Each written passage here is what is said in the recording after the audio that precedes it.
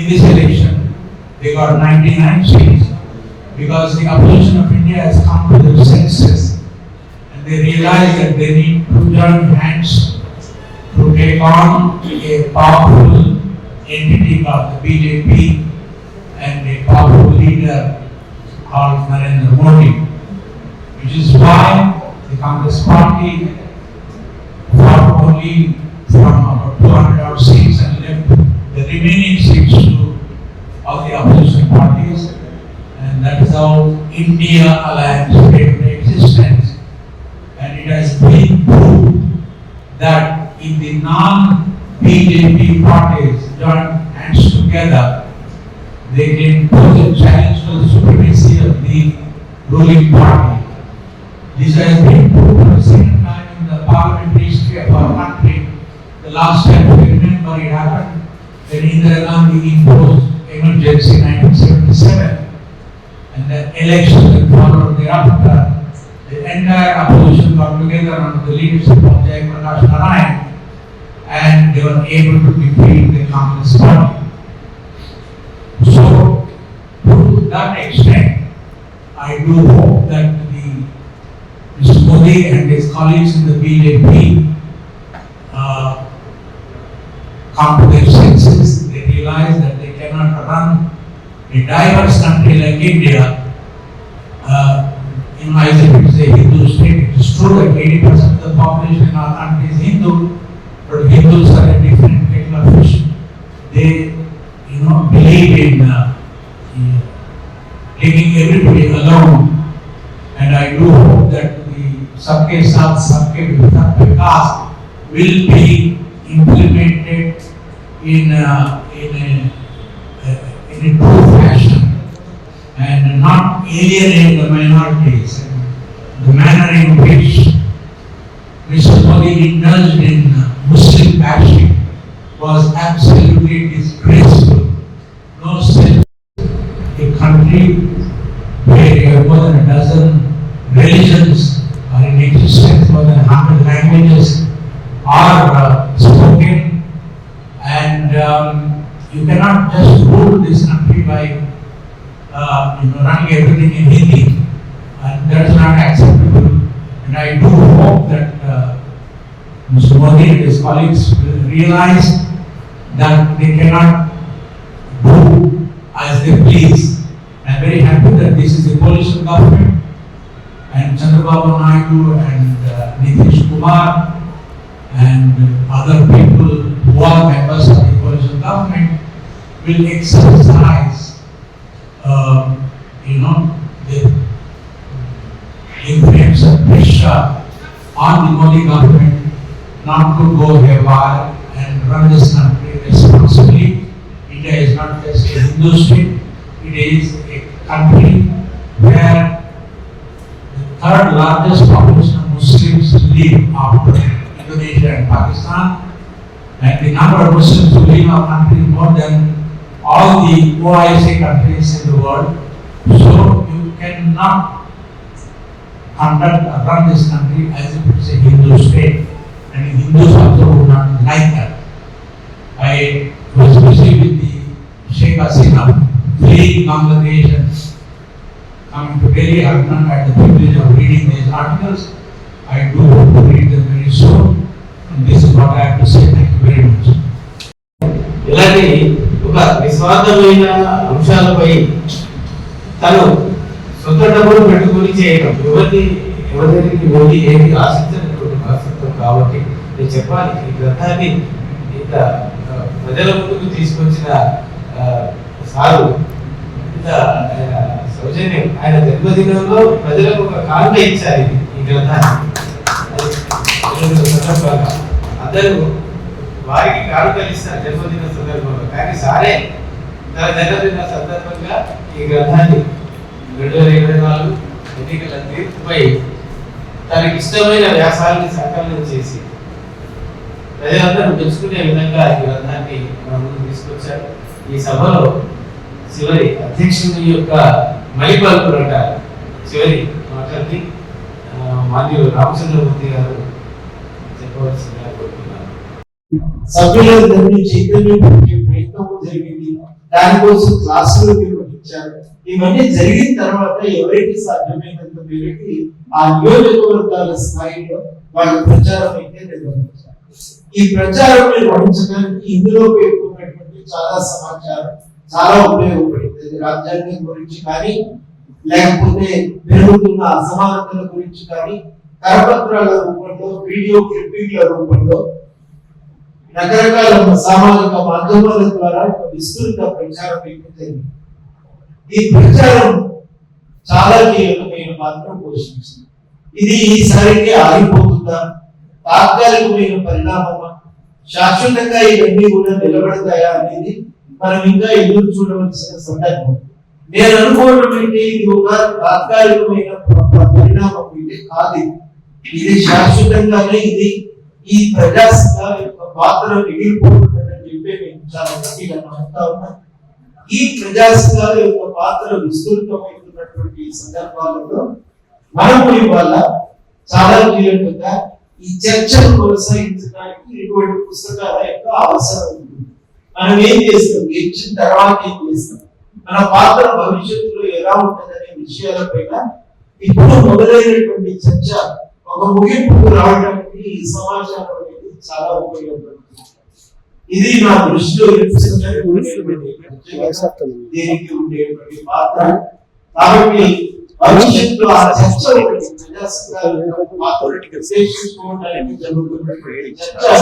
అది ఇంకా అసలు కాలేదు. ఇప్పుడే అది ఆరంభమై కొనసాగుతున్నది. ఆ చర్చలు పుస్తకాలు తెచ్చిన సమాచారం చాలా కీలకంగా ఉపయోగపడతాయి. ఇది నేను ఈ పుస్తకాన్ని విడుదల చేస్తున్న సమయాన మీ దృష్టికి తేలించినటువంటి అంశం. ఈ అవకాశం ఇచ్చినందుకు సెలవు రచయితకు మా ఇంద్రసేనారెడ్డి గారికి ప్రత్యేకంగా అభినందనలు తెలియజేస్తాను. ఇన్ని పద్ధతుల ద్వారా ప్రభుత్వ అధీనమైంది. కానీ ఇది అయిపోయిన తర్వాత ఇప్పుడు సోషల్ మీడియా మీద ఆంక్షలు తీసుకురావడానికి రహస్యంగా చేస్తున్నారు. ఎన్నికలకు ముందే ప్రవేశపెట్టారు. ఆ బిల్లు బయట అంత ప్రమాదకరంగా అనిపిస్తుంది. ప్రజాభిప్రాయాన్ని చర్చ కోసం పెట్టారు. ఇప్పుడు ఆ చర్చ వచ్చిన అభిప్రాయాన్ని దాంట్లో చేర్చామనే పేరుతో మళ్ళీ ఎక్కువగా రాత్రి అందరికీ కాకుండా రహస్యంగా కొంతమంది మాత్రమే చేస్తున్నారు. దీంట్లో రమేష్ కుమార్, దూరాటి లాంటి వాడే కాదు, మనం యథాలాపంగా అప్పుడప్పుడు ట్వీట్లు చేసేవాడు కూడా కిందకి వస్తారు. వాడు కూడా వాళ్ళని వాళ్ళ చిన్న చిన్న ఇండిపెండెంట్ జర్నలిస్ట్ అందరూ కూడా ఒత్తిడి పెట్టి పనిచేస్తాం. అంటే కొనసాగుతుంది, చాలా విషయాలు కొనసాగుతున్నాయి. ముద్ర ఇష్యూ వస్తుంది, మధ్యప్రదేశ్లో ఇంకో ఇష్యూ వస్తుంది. ఇవన్నీ పాత కంటిన్యూటీ రెండవ ఎన్డీఏ ప్రభుత్వానికి కొనసాగించడానికి మూడో దాంట్లో మనం చూస్తున్నప్పుడు మనం గెలిచేసాం అని రాహుల్ గాంధీ అనుకున్న ఏజ్లో సింబాలిక్ విషయమే, దాన్ని ఉత్సాహపడాల్సిన విషయం. కానీ దానికి టూ మచ్ రీడింగ్ చేస్తే కూడా చాలా దేశంలో చాలా మారిపోయిందని రీడ్ చేస్తే కూడా ఏంటంటే మానవ చోటు ఉంది, ఉత్సాహం చోటు లాగా ఉంది. కాబట్టి ఇటువంటి చర్చ చాలా చేయగలిగిస్తుంది. సమకాలీనమైన విషయాల మీద వెంటనే పుస్తకం రావడం చాలా చాలా వ్యాసాలు. ఉదాహరణ ఇంకోటి చెప్పారు, దళితుల స్థితిగతులు సంవత్సరాలు ఎక్కడ మన 5 రోజుల్లో వ్యాసం. తెలంగాణ ఎన్నికలు, అసెంబ్లీ ఎన్నికలు, పార్లమెంట్ ఎన్నికల మధ్యలో దళితుల రెస్పాన్స్ చేస్తూ ఉన్నాయి. వర్గీకరణకు బీజేపీ ప్రభుత్వం మద్దతు ప్రకటించిన తర్వాత దళితుల్లో సెక్షన్ బీజేపీ ఓటు వేసిందా, దళితుల్లో సీటు వచ్చిందా? దళితులందరూ కూడా కాంగ్రెస్ పక్షానికి వ్యతిరేకంగా ఓటు వేశారా? ఇవన్నీ వీటన్నింటినీ పూర్తిగా మనం యాక్యురేట్గా తెలుసుకోవడం చాలా కష్టం. కానీ సమాజంలో వివిధ శ్రేణులు వాళ్ళ ప్రయోజనాల కోసం, వాళ్ళ లక్ష్య కోసం ఒకటి భిన్నంగా పెట్టడం కూడా చూస్తున్నాం. ఆ పద్ధతి ఏమన్నా ఎన్నికల ద్వారా మారుతుందా, ఎన్నికల వల్ల మారుతుందా అని చూడాల్సిన అవసరం. ఎన్నికలు చూపించే పరిణామాల ప్రక్రియలు అనేక ఉన్నాయి. వాటన్నింటి గురించి చర్చించడానికి బోల్డ్ అండ్ బ్యూటిఫుల్ అనే రెండు పదాలకి నాకు సాదృశ్య రూపం అపర్ణ అనిపిస్తుంది.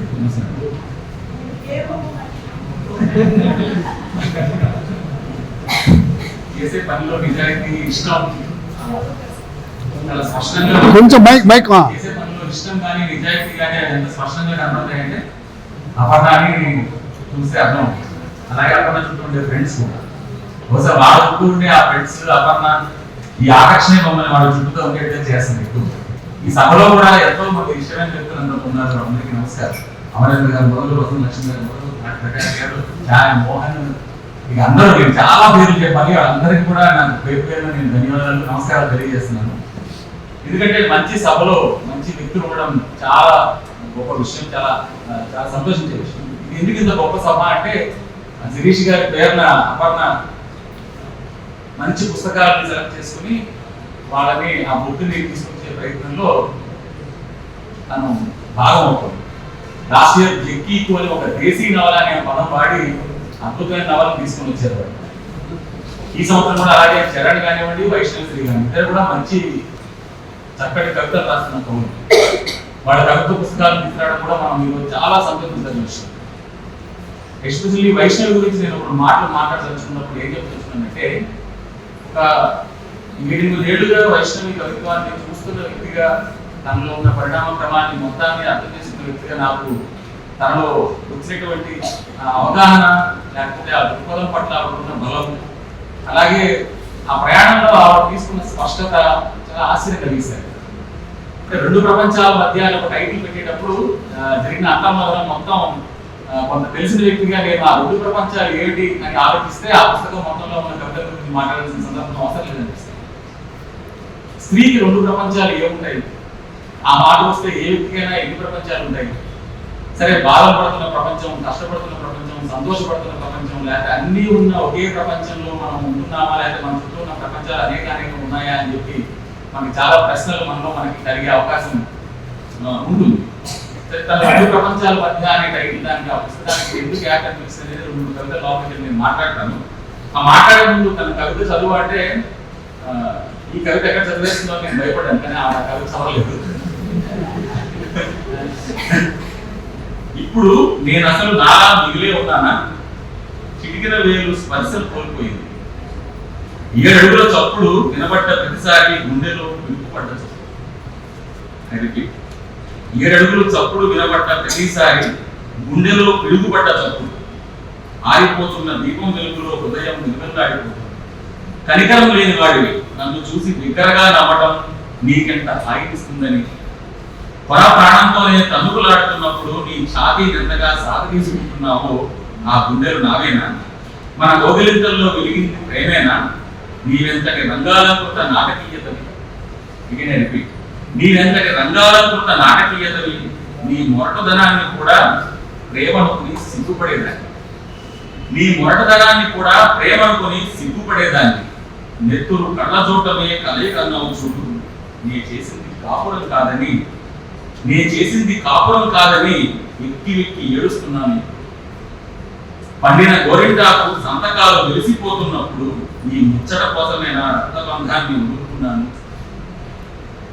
ఈ కవిత విన్నాక నాకు తెలిసి మనకి ఒక రకమైన నిశ్శబ్దం మనలో ఖచ్చితంగా ఏర్పడుతుంది.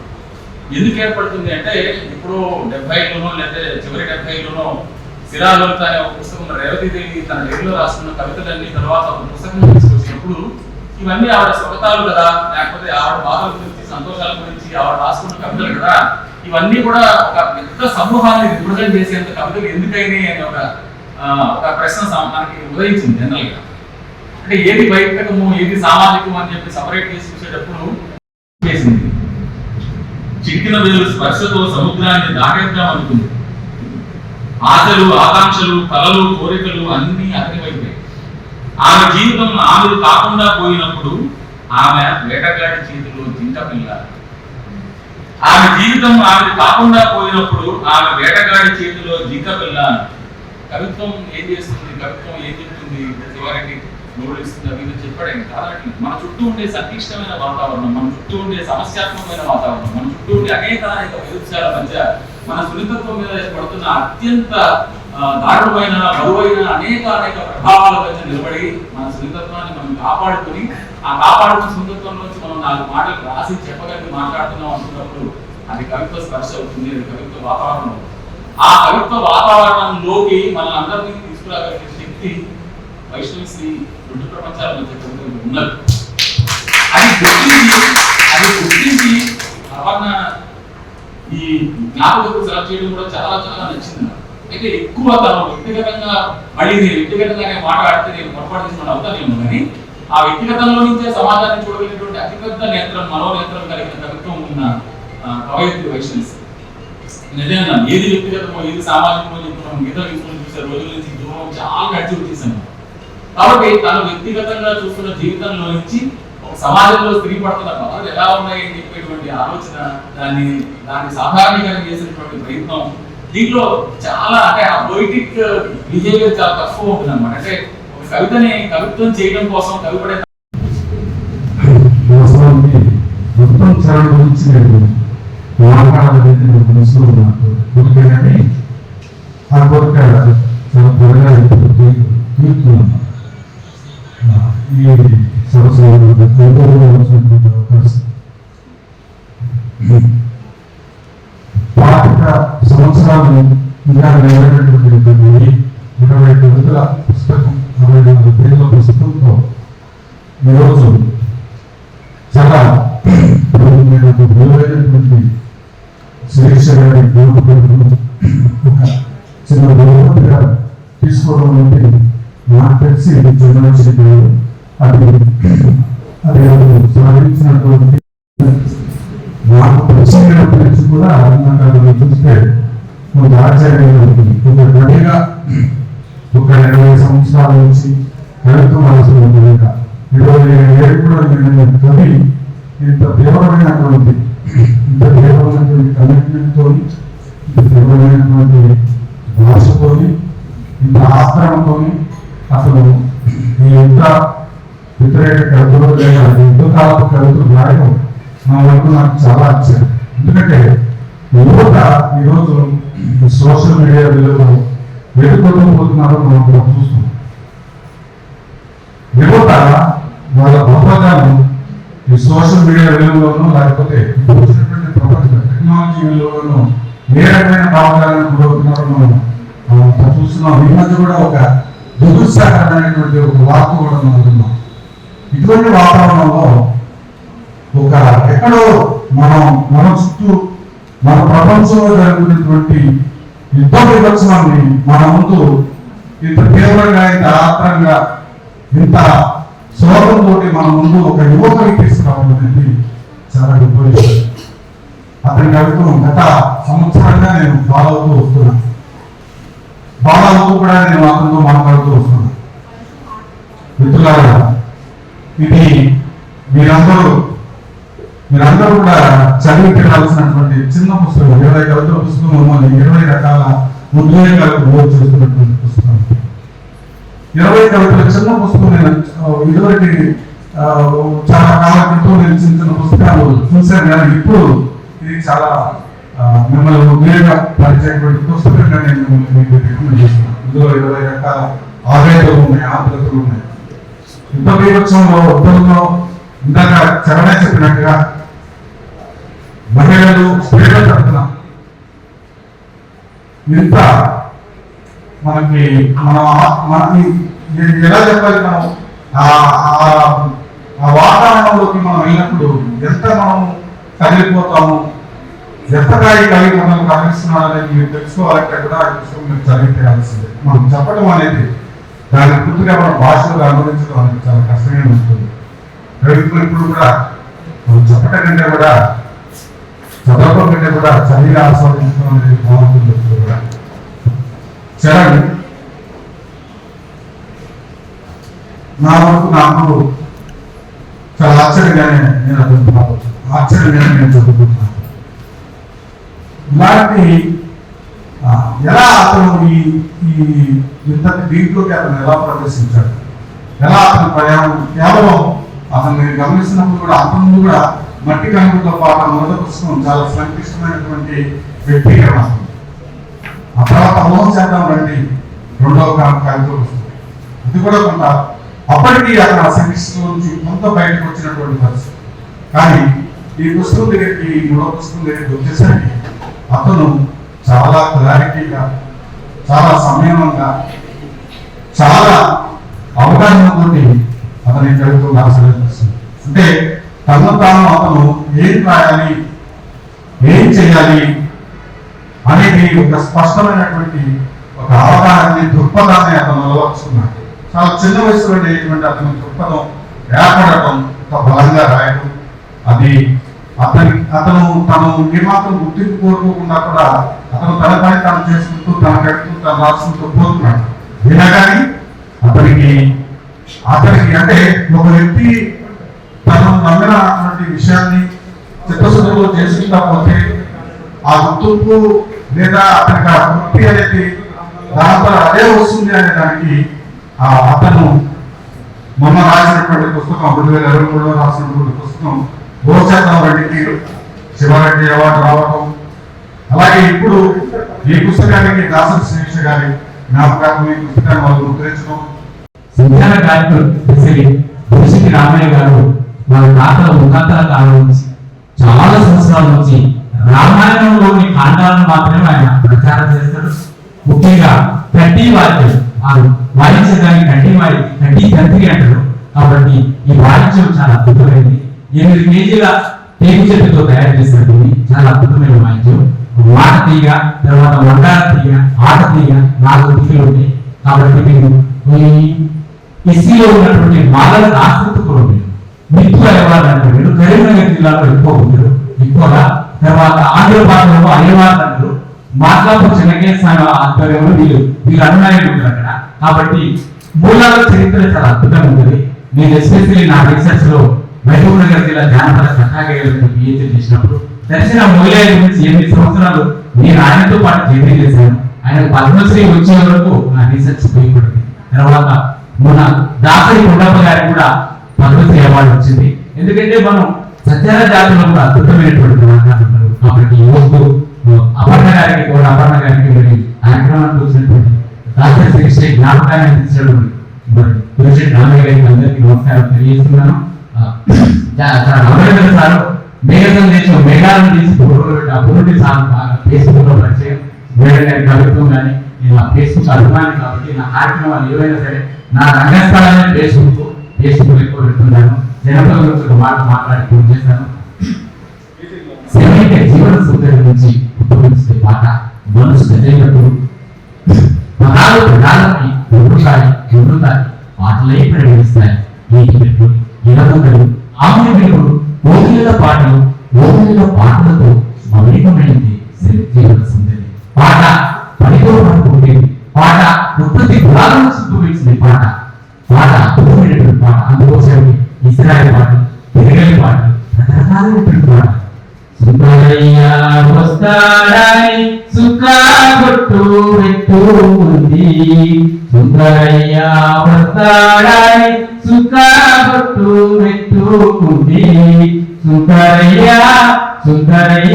రాకపోయే. ఇది తిరగలి పాట. తెలంగాణ ప్రాంతంలో ఇస్రాయల్ పాట అంటారు, రాయలసీమలో తిరగలి ఇటువంటి పాట జీవన సౌందర్యం సిద్ధమించింది పాట. కాబట్టి ఈ చక్కటి కార్యక్రమానికి నాకు 2 నిమిషాలు మాట్లాడే అవకాశం కల్పించినందుకు మేడం గారికి ధన్యవాదాలు తెలియజేస్తూ భవిష్యత్తులో పాల్గొంది. ఈ యుద్ధకాలపు కవితల పుస్తకంలో వర్తమాన యుద్ధకాలకు గాథగా జరుగుతున్న యుద్ధకాలపు కవితల పుస్తకంలో ఆ ప్రాంతానికి చెందిన మైసాన్ ప్రణవ్ అన్న వ్యక్తి ఒక 10 రేఖాచిత్రాలు ఈ పుస్తకం కోసం పంపారు. పంపినప్పుడు ఆయన ఇచ్చిన సందేశం ఒక మెసేజ్ చదివి వినిపిస్తారు. Dear child, I apologize for the delayed response. Tanks have approached this area where I was displaced, and planes have destroyed the place, forcing me to flee for the 14th time. Now I have a good opportunity to browse the internet for enough time, and I am happy to to participate with my artworks in your book and receive a signed copy from you. Choose what suits you and I will provide high quality version if you need it. This is Maisara Gaur's contribution in this book. And perfect. And Tiffany. Thank you so much, sir. It's such an honor for us. ఈ పుస్తకం మొత్తం designing అయిపోయాక ఇంకా ఆయన దగ్గర నుంచి message రాలేదనుకొని ఇంక ముందుకు వెళ్ళిపోతున్నాము. ఇంకొక ఫోటోలో అది ప్రింటింగ్ వెళ్తుందనిగా మెసేజ్ వచ్చి వెంటనే ఆపేసి చైతన్య దీన్ని మంచిగా మళ్ళీ వర్క్ చేయడం మొదలుపెట్టారు చైతన్య. సో నెక్స్ట్ దుర్సేటి రామయ్య గారికి, ఆయన్ని సజెస్ట్ చేసిన జయవీర్ తిరుమలరావు గారికి, నా ఏ ప్రోగ్రామ్ అయినా నేను అసలు ఏ విధమైన సెషన్ లేకుండా ఇబ్బంది లేకుండా అడిగిన వెంటనే వస్తామక్క అని వచ్చిన వాళ్ళు ఇద్దరు ఉన్నారు. నాగలక్ష్మి, మల్లిక, మా ఇద్దరు చెల్లెలు, మా అమ్మ, ఇంకో ఇద్దరు పిల్లలు వీళ్ళు.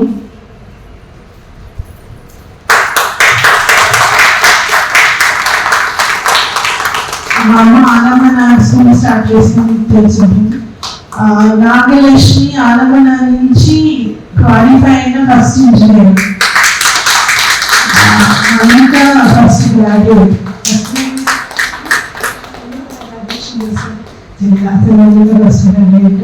వీళ్ళిద్దరు ఎప్పుడు ఇంకా ఇద్దరు ముగ్గురు, నవనీత అని, తర్వాత అంజలి అని, వాళ్ళు కూడా ఉన్నారు కానీ వాళ్ళకి ఏం కుదరలేదు. అంజలికి జ్వరం వల్ల, నవనీతకి ఏమో చిన్న బాబు పుట్టాడు. చిన్న బాబే పుట్టాడు, బాబు పుట్టాడు అందుకని. సో ప్రతిసారి బుక్స్ మేనేజ్ చేసేది, ఇవన్నీ చేసేది అనమాట. ఎప్పుడో ఒకసారి చాలా బుద్ధి కూడా చెప్పింది నాగలక్ష్మి లాస్ట్ టైం నాకు వచ్చి ఇలానే సాయం చేస్తే తనకు ఒక స్టోర్ ఉండింది, అది క్లోజ్ చేసి వచ్చేసింది అనుకో, అనే సేల్స్ పోయినాయి కదా అని మనీ ఇచ్చారు. ఈ పేరు పే చేస్తే వెంటనే ఫోన్ చేసి వచ్చింది నా మీద, ఏంటక్కడ డబ్బు పంపంటారా కాదు, ఒక స్టోర్ క్లోజ్ చేశాం కదా అందుకని అంటే, మీ మేడం అయితే ఇచ్చేది, మేడం అంటే మా మీ మేడం అయితే ఇచ్చేది కదా అని అడిగితే, మా మేడము ఏ చేసేవాడు కాదు, నాకు హెల్ప్ చేసేవాడు, ఇది ఇలాంటి పేమెంట్ నాకు వద్దు అయితే వెనక్కి పంపించేది లక్ష్మి, సారీ అని వెంటనే పంపించింది. So very big lesson for me. Thank you so much. ఇద్దరు మాట్లాడని చెప్పారు, మాట్లాడతారు.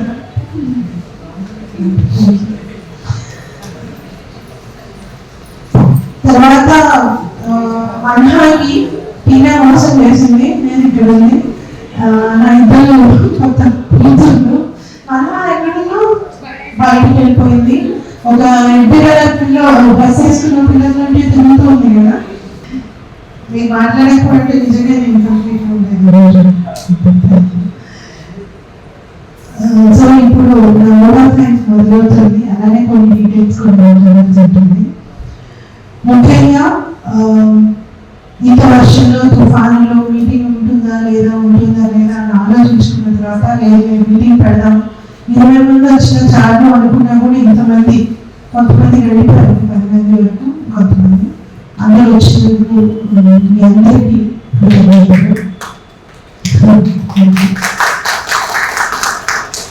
ఈ పుస్తకాలు లేకపోతే మీరు రావడం, నేను ప్రజెంట్ చేయడం గురించి అందరూ మెచ్చుకుంటున్నారు కదా, కానీ ఈ కాన్సెప్ట్ కూడా పూర్తిగా నాకు కాదు. స్నేహితులు, కుటుంబ సభ్యులు ఇచ్చిన సలహాన్ని విని నా కెపాసిటీస్ ఏంటో అర్థం చేసుకుని నాది బట్టి వచ్చింది. ఇంకా నెమ్మదిగా ఇంకాస్త ఆర్థిక ఏమన్నా బలం చేకూరాక ఇంకొంచెం డాక్యుమెంట్ చేయడం ఇట్లాంటి పాటలు వాటిని ఆ ప్లాన్ ఉందన్నమాట. వచ్చే సంవత్సరాల్లో జరుగుతుందనుకుంటున్నాను. ముఖ్యంగా ఈ 2 పుస్తకాల గురించి ఇక్కడ సెలెక్షన్ టీంలో ఇద్దరు లేరు, ఆ ఇద్దరు చాలా శ్రమ చేశారు, లేకపోతే ఏమంటారు చెమటోడ్చి పనిచేస్తారని. అది ఏమి ఎగ్జామినేషన్ కాదు, ఈసారి చాలా పట్టుదలగా ఉన్నారు, చాలా మంచి పుస్తకాలు తీసుకుని రావాలని.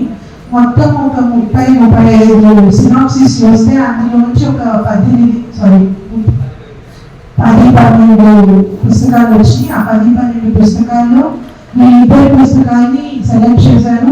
ఏ విధమైన మొహమాటము ఇబ్బంది పడకుండా వాళ్ళే డిసైడ్ చేసి మేము 2 పుస్తకాలు వేయాలనుకుంటున్నాము, నీకు అది ఓకేనా అని అడిగారు. యాక్చువల్లీ ఆ ప్రశ్నలో నాకు ఏం చాయిస్ లేదు, నేను ఓకే అని చెప్పాల్సి వచ్చింది. నేను ఓకే అని చెప్పకపోతే నేను డబ్బులు ఇస్తాను ఏమని చెప్పేయగలగా చైతన్య ఊరుకోదు, కాబట్టి సరే అని చెప్పాను. అయితే గొప్ప విషయం ఏంటంటే నా పుస్తకానికే నాకు అసలు అర్థం లేదు చాలాసార్లు. అలాంటిది చైతన్య శేఖర్ కమల సినిమాలో యాక్ట్ చేస్తూ పనిచేస్తూ లొకేషన్ హంట్లో ఉంటూ వేరే వేరే యాడ్ ఫిల్మ్స్ కి పనిచేస్తూ కూడా వెళ్ళి తన స్కెడ్యూల్లో 3 పూర్తి రోజులు చరణ్ పుస్తకం కోసం, ఐశ్వర్య పుస్తకం కోసం బంగారు బ్రహ్మంతో కూర్చి వర్క్ చేసింది. అది అసలు వెరీ బిగ్ అప్లాస్. పెద్ద అన్న చెల్లి శత్రువు అన్నీ ఆమె అనిచిన్నాడు. చైతన్యం కలిస్తే మీకు అర్థమవుతుంది. చాలా గొప్ప మనిషి, పొగిడితే కూడా గొప్ప తెచ్చుకోగలరు. తర్వాత ఏకే ప్రభాకర్ గారు మా ఫ్యామిలీ, మా మాయ అంటాడు, ఆయన ఒక ధృవతార మా కుటుంబానికి. ధృవతారలాగా వెళ్తున్నాడు ఆయన మా ఇంట్లో ఒక తెలుగు నుంచి. మా అమ్మ మీద ఒక అబ్బాయి వేసిన తేవాలన్నా, అమ్మ మీద తీసుకుని రావాలన్నా, మా కుటుంబంలో ఏమేమి కొట్టుకున్నా కూడా చాలా ఓపికగా నాకెందుకు అనుకోకుండా పాపం భరించి అటు సర్ది చెప్పి ఇటు సర్ది చెప్పి ఎన్నో అంటే ఈ 3 పుస్తకాలనే కాదు ఇంతకు ముందు కూడా పుస్తకాలని తీసుకురావడానికి వెలుగుదారుల్లో కూడా కంట్రిబ్యూట్ చేశారు కదా. నాని తీసుకుని వచ్చారు. ఏకే ప్రభాకర్ గారు. కాశీ చాలా బిజీ వచ్చింది. కమ్యూనిటీ సెంటర్ యాక్టివిటీస్ కాకుండా ఇంకా చాలా లీగల్ యాక్టివిటీస్ వాటిలోనూ ఒక చోట ముందెత్తారు. అలాంటిది పని పెట్టుకొని రావడం, అన్ని చదవడం, అన్నిటికన్నా పెద్ద పని ఏంటంటే అవన్నీ చదవడం ఎంత కష్టము. మొత్తం ఆ పుస్తకాలు మొత్తం మొదటి నుంచి చివరి వరకు చదవడం, వాటిని అసెస్ చేయడం, మళ్ళీ ఒక భయం ఉంటుంది అని మిస్ అవుతున్నామా అనేది. అది చాలా జాగ్రత్తగా చేయడం, చాలా రెస్పాన్సిబుల్గా చేసుకుంటూ వచ్చారు. ముందుగా దాసరి శిరీష జ్ఞాపకం ఇవ్వాలని నేను థ్యాంక్స్ చెప్పాలనుకుంటున్నాను. థ్యాంక్స్ కేవలం బుక్ సెలెక్ట్ చేసినందుకు, బుక్ అచ్చు వేసినందుకు మాత్రమే కాదు, వీళ్ళు ముందు మాత్రం రాసినప్పుడు ఏం రాశారంటే కవితో రాయడానికి సంఘీభావం అనుకున్నాడు, కానీ మేము అచ్చు వేయడం కూడా సంఘీభావం అనుకున్నాము అని అందరూ రాశారు. అంటే నేను సంఘీభావం చాలా ముఖ్యమని నమ్ముతాను. అంటే ప్రజా పోరాటం అనేది ఒక వ్యక్తి జరిపే న్యాయ పోరాటం ద్వారా సంఘీభావం చాలా ముఖ్యమని నమ్ముతాను. నేను చేస్తున్న సంఘీభావంలో పాల్పంచుకున్నందుకు థ్యాంక్స్ చెప్పాలనుకున్నాను. ఇంకొకటి ఏమిటంటే మామూలుగా నా ఫ్రెండ్స్ ఏమంటున్నారంటే పాలస్తీనాలో పిల్లలు చనిపోతున్నారు కదా, నాకు సోషల్ మీడియాలో పెట్టినప్పుడు వాళ్ళంతా నాకు వాదించింది ఏంటంటే వాళ్ళకి సరైన శిక్ష తగిలింది, సరైన శిక్ష వాళ్ళు మనం తీర్మానం చేస్తున్నాం. అసలు శిక్ష ఎందుకు వేయాలి? పసిపిల్లలు ఏం నేరం చేస్తారు? గర్భంలో ఉన్న పసిపిల్లలు కానీ, చిన్న వయసు ఆడుకునే వయసు పసిపిల్లలు కానీ వాళ్ళు ఏం నేరం చేస్తారని మనం చెప్తున్నాం కదా. అయితే నేను అనుకున్నాను, నా తరాలకి నా చుట్టూ ఉన్న మూఢత్వం నిండిన అంత ద్వేషం నిండుకుపోయిన గొడవలకు నేను చెప్పలేకపోవచ్చు, కానీ రాబోయే తరాలకైనా కనీస మానవత్వం గురించి అర్థమయ్యేలాగా ఏదో ఒక ఆత్మీయం చెప్తే కనుక నా వయసు వచ్చినప్పుడు, అందరూ వయసు వచ్చినప్పుడు వాళ్ళు ఇజ్రాయెల్ వైపు నిలబడాలా, పాలస్తీనా వైపు నిలబడాలా, వాళ్ళు సొంతంగా నిర్ణయించుకుంటారనే ఒక అవగాహనతోనే ఇంత చిన్నగా రాయడం, పోయిట్ ఎక్కువగా పెట్టి భయంకరమైన పోయిట్ పెట్టి భయపెట్టాలనుకోకుండా చాలా సింపుల్ గా అనుకున్నాను. 8th క్లాస్ 9th క్లాస్ పిల్లలకు కూడా అర్థమైతే చాలా బాగుంటుంది కదా. ఆ తరానికి అర్థం కావాలి యుద్ధం గురించి. ఇంకా అప్పుడు నాన్నవాళ్ళు చెప్పాల్సిన అవసరం లేదు, పాలస్తీనా వైపు నిలబడాలి కానీ వాళ్ళందరికీ వాళ్ళ పిల్లలు నిర్ణయించుకుంటారు. ఆ పరిస్థితుల్లో నుంచి ముఖ్యంగా రాయడం జరిగింది. ముఖ్యంగా ఇందులో 20 గంటలు పసిపిల్లల వైపు నుంచి, మహిళల వైపు నుంచి రాశాను. నాకు ఎప్పుడు అనిపిస్తూ ఉంటుంది, అంటే ఇంటర్నేషనల్ లో పోయిటరీస్ ఉంటాయి వేరే భాషల్లో, వాళ్ళు ఎందుకు మరి చదవాలనుకుంటారు. అయితే పీరియడ్స్ ఇష్యూ గురించి ఇక్కడ ఉన్న ఉమెన్స్ ఇక్కడ రాస్తున్నారు, అబ్బాయిలు కూడా చాలా మంది మధ్య పీరియడ్స్ గురించి రాస్తున్నారు. కానీ యుద్ధ కాలంలో యుద్ధం జరిగే చోట పీరియడ్స్ గురించి మనం ఆలోచించే స్కోప్ మన స్పేస్ ఉంటుందా, అసలు రాయగలుగుతామా, ఇట్లాంటి ఎక్కడైనా వచ్చిందా అని ఒక డౌట్ వచ్చింది అన్నమాట. ఉండొచ్చు వేరే దేశాల్లో వేరే కౌంట్లో రాయొచ్చు. యుద్ధ క్షేత్రంలో అనుభవిస్తున్న వాళ్ళు ఎట్లా ఉంటారు. కనీసం ఇంకా ముస్లిం సొసైటీ ఒక ఫాదర్ ఎంత ఎడ్యుకేటెడ్ ఫాదర్ కూడా పీరియడ్ ప్యాక్స్ కావాలని ఏ అమ్మాయి అడగని స్థితిలో అసలు ఒకే ఉంటాడు, మంచినీళ్ళు లేవు, ప్రతిదీ అడగడం చేస్తున్నారు, మంచినీళ్ళు కూడా అనుకోకుండా చాలా విధ్వంసం సృష్టిస్తున్నాడు. అంత విధ్వంసంలో ఏ అమ్మాయి ఏ కంట్రీ పీరియడ్స్ ప్యాక్స్ కావాలని అడుగుతుంది, రొట్టె ముక్కలు లేని చోట అనిపించింది. అలాంటి వాటి గురించి రాయాలనిపించింది.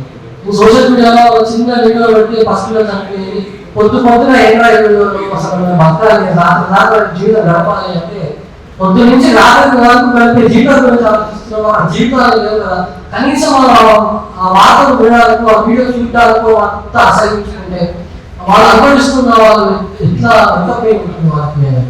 పెయిన్ మాత్రమే కాదు, దిక్కడం కూడా ఉంది. నిజానికి నా మొదటి పుస్తకంలో నుంచి చూస్తే కనుక దుఃఖం ఉంటుంది, కానీ నాలో దుఃఖాగ్రహం వల్ల నేను కవిత రాయగలిగానేమో అనిపిస్తుంది. దుఃఖం ఉన్నంత మాత్రం నేను కవిత రాయలేదు అని నేను అనుకుంటున్నాను. దుఃఖాగ్రహం, ఈ ఆగ్రహం చాలా నిండిపోయి దుఃఖాగ్రహం కవిత రూపంలో వస్తుంది అని అనుకుంటున్నాను.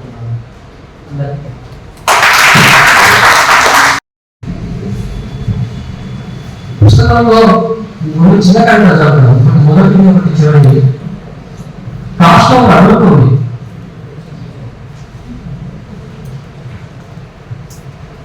నీటిలో సూర్యబింబాలను చూసినట్టు రొట్టెలపై అమ్మను చూసుకున్నారు పసిపిల్లవాడు. నీటిలో చంద్రబింబాలను చూసినట్టు రొట్టెలపై పిల్లవాడు మౌనం చూసుకున్నారు ఒక పిల్లలు. ఆ రెండు పసిహృదయాలు భోగాలతో రొట్టెలు అనుకునే లోపే కాష్టం అడుగుతుంది. ఆ రెండు పసిహృదయాలు భోగాలతో రొట్టెలు అనుకునే లోపే కాష్టం అడుగుతుంది. ఇక మాటలేదు, రొట్టెలు రాలేవు, అంతా భూమి. దుఃఖంతో ఆకలి కేకలతో గాజా గుండెలు అడుగుతుంటే, ఆ పసిహృదయాల పేరు మండుతుంటే సూర్యగ్రహం సైతం చిన్నపోయింది. పేదలు పదపడమనే శబ్దానికి మూల సత్తువ సన్నపోయింది.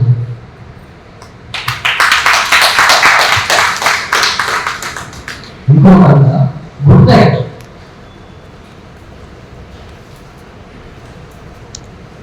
ఇవాళ అమ్మకు గుడ్ నైట్ చెప్పలేదు, పిచ్చిది అలిగినట్టుంది పాపం. పిచ్చిదే కానీ అలకతో కూడా అందంగా దొరుకుతుంది. పిచ్చిదే కానీ అలకతో కూడా అందంగా దొరుకుతుంది. గర్భశోకాన్ని మోస్తుంది. మట్టిలో శాశ్వతంగా నిద్రిస్తున్న నాకు ఎలా తెలిసింది అంత? నేల మీద అమ్మస్పర్శలు భూగర్భ జలాలకు కూడా తెలుస్తూ ఉంటాయి. నేల మీద అమ్మస్పర్శలు భూగర్భ జలాలకు కూడా తెలుస్తూ ఉంటాయి. నిత్యం అమ్మలో ఊరుతున్న కన్నీళ్ళే మధ్య. మట్టిలో నేను స్వచ్ఛమైన కన్నీళ్లతో నిర్మాణం అవుతున్నాను, కొత్త శ్వాసతో మళ్ళీ చిగురించడానికి. ఇక అమ్మకు గుడ్ నైట్